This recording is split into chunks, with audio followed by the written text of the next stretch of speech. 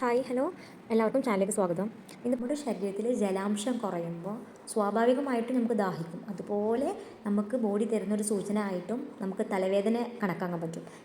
എല്ലാ തലവേദനയും ഇല്ല, ചില തലവേദനകൾ നമ്മൾ മൈഗ്രെയിനിൻ്റെ പാർട്ടായിട്ടൊക്കെ തലവേദന ഉണ്ടാവും. അതൊന്നുമല്ല, നോർമലായിട്ട് ഡീഹൈഡ്രേറ്റഡ് ആയിട്ട് നിൽക്കുമ്പോൾ നമുക്ക് തലവേദന കാണിക്കുന്ന ഇതിൻ്റെ ഒരു ലക്ഷണമാണ്. നമ്മൾ ഡീഹൈഡ്രേറ്റഡ് ആണ് എന്ന് ബോഡി കാണിക്കുന്ന ഒരു സൂചനയാണ്.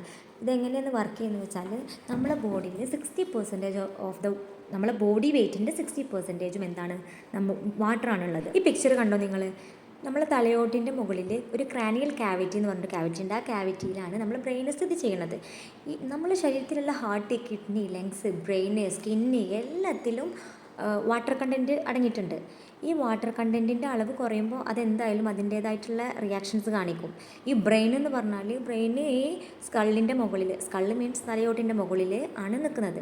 ഈ വാട്ടറിൻ്റെ അളവ് നമ്മുടെ ബ്രെയിനിൽ കുറയുമ്പോൾ ഈ ബ്രെയിന് ഷ്രിങ്ക് ആവും എന്ന് പറഞ്ഞാൽ ചുരുങ്ങിയിട്ട് നമ്മൾ തലയോട്ടിൽ നിന്ന് വിട്ടു പോരുന്ന പോലെ ആവും.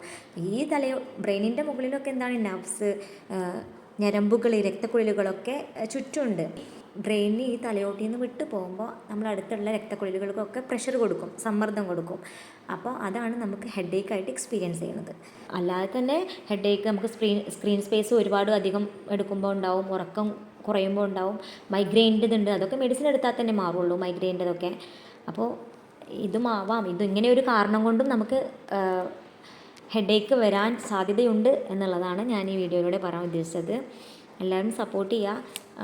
ഞാൻ ലളിതമായിട്ട് എല്ലാവർക്കും മനസ്സിലാവുന്ന രീതിയിലേക്കാണ് ഞാനിത് പ്രസൻറ്റ് ചെയ്തത് എന്നതാണ് ഞാൻ വിശ്വസിക്കുന്നത്. അപ്പോൾ എല്ലാവരും സപ്പോർട്ട് ചെയ്യുക. ചാനലൊന്ന് സബ്സ്ക്രൈബ് ചെയ്യണം. ഇനി മുതൽ ഇൻഫോർമേറ്റീവ് ആയിട്ടുള്ള ഓരോ വീഡിയോസായിട്ട് വരാം. Thanks for watching.